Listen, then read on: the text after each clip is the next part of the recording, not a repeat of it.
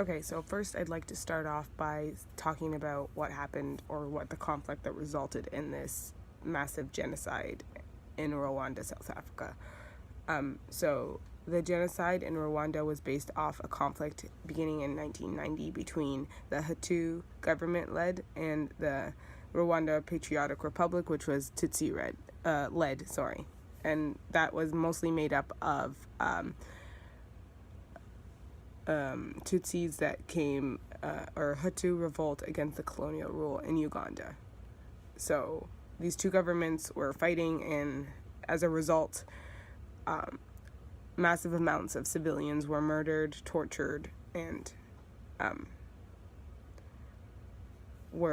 their lives were taken away. And so the main point to kind of go through is something that's been brought up in this course several times, and is it better to forget or to remember? And especially these massive events that happen and that affect so many people. And I will say that we've seen both sides of each. So when we talked about the 9/11 incidents and the terrorist attacks and how much it affected this whole nation, or even at least the state of New York, and how much these two, or at least Americans, like to commemorate these events that happen and almost capitalize on them and use them as a way to remember or understand what happened in the past. As much as I think that is okay, no, never mind what I think, but the other versions that we've seen in the past was the sympathetic eating, or the cannibalism, and why they did it. They did it to forget and to make sure that this person was still a part of them. But they had other reasons as well. But at the same time, they didn't want to remember this loss and this depression that came after. So they would rather just take it away and bury the belongings, even after they weren't allowed to do their traditions anymore. They were burying and hiding these memories. So for both of these sides, you can see that there's two different ways of looking at this, as like what happened in Rwanda, South Africa, whether it's better to remember than to forget. So I would say that for people to move on, sometimes it is better to forget, and not forget necessarily, but to understand it and then see it for what it is and then move on, because death is inevitable, as we've consistently seen as a theme throughout this course. And in some ways, for people like the cannibalists, it was better for them to forget. They were sad about it, but they didn't want to remember this person in that way. So they would rather, put it away. So from the few journals and articles that I read, I found that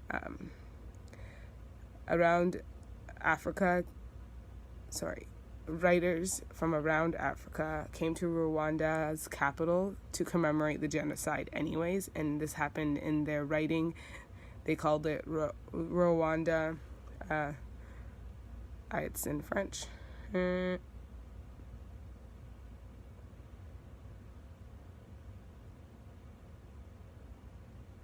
Okay. It's translated, it's Rwanda and right for duty to mourn me. The project talked about the unique Pan-African.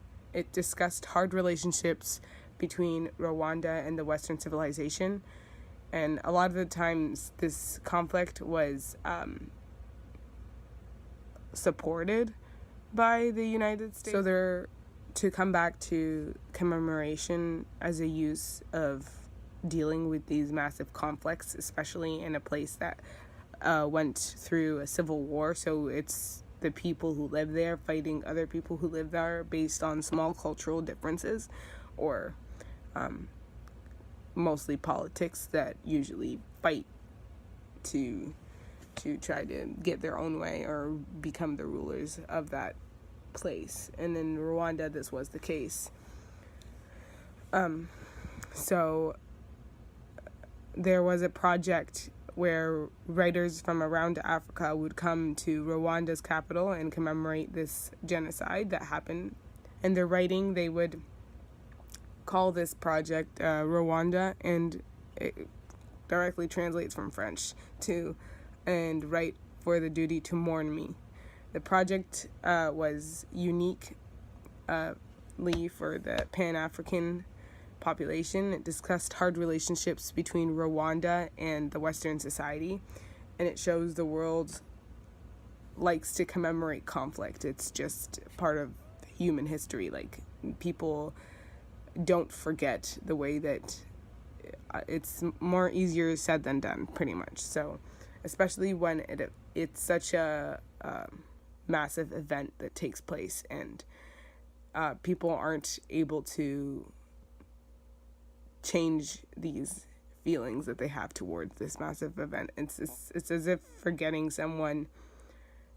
It's a shared history, and something like that can't be forgotten. Almost, it's for these people, it's very much traumatizing that they had to go through this. So, it's all they do is remember it. But commemorating a conflict is very interesting topic, just because this conflict was a remembrance of how much people died. So the idea of it is it reconciliation? Like, this is how you forget or come together to remember a similar past, or to commemorate your dead family members. So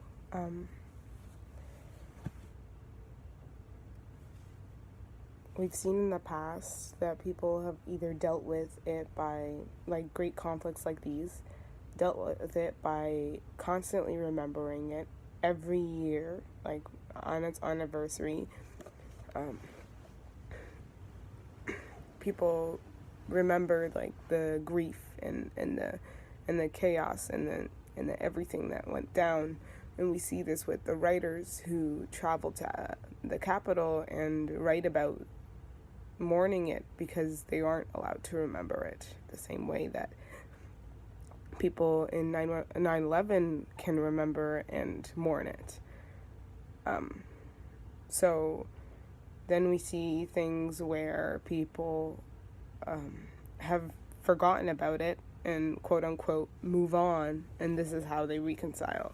Now, there's quite a few differences between the examples that I'm bringing up, because this one was a civil war, so these people are still living in the same areas, and it's not like someone else is coming in and invading your space or your land. So it's very hard to forget things like that, especially when they're personal attacks, and it's like people who are of the same backgrounds geographically fighting each other. And then there's also the fact that forgetting kind of brings it up as something that didn't happen, or wasn't as impactful to remember. And people might take offense to others not remembering this conflict that happened and resulted in quite a massive genocide. And so I think that remembering, but with a few different tweaks and changes, not the way that people remember certain aspects of life, because how are you supposed to move on and live life when you are just remembering this great conflict that happened, especially when it's shaped something. You can't, like, when it shaped the Rwanda to be what it is today, and it's changed it, it's very hard to forget it, because it's now become a law where people aren't allowed to talk about this. It's such a strict rule that if children are speaking about it, they are also, like, dealt with and very much serious consequences. This is a part of their history, and I don't believe that forgetting it the way that they are is maybe the most correct way. I feel like remembering it as a part of history rather than remembering it with, like, accompanied by its depression and like the chaos and the conflict. Just taking from it what it is and moving forward, I feel like, is the best. Especially what we've seen in the past, like we've seen completely cutting off and not remembering it the way that Rwanda is now, and in what happened with the Russians. And then there is remembering it almost consistently and always in, like, history books and in museums and things like that with the Holocaust. And having Germany's people kind of deal with that after fact, which they weren't necessarily involved in. So we've seen kind of both sides of remembering and forgetting to move on in conflicts like these, and the ones with such massive consequences.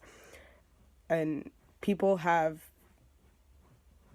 created these different ways of dealing with it throughout time, right? This happens all the time. Civil wars aren't something that are uncommon. It's very common, and it's how the United States came about. It's how like the Rwanda people are dealing, we're dealing with back in 1990.